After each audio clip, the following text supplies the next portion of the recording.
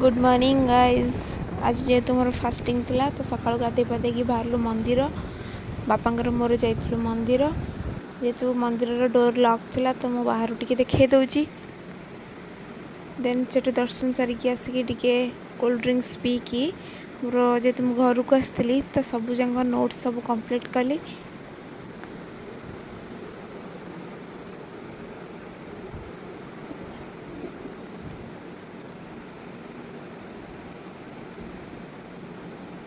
Then आम बिले आसला मत हैरान करने को मो बुक्स उपर बसिकी संध्या बेले मुझे मो माँ को हेल्प करने जाइए अटा चकटी देली। देन मो माँ सेपटे पूरी करदेला आ मुझे गोल गोल रुटी करदेली। देन रुटी कर सारापर पूजा सारदेली।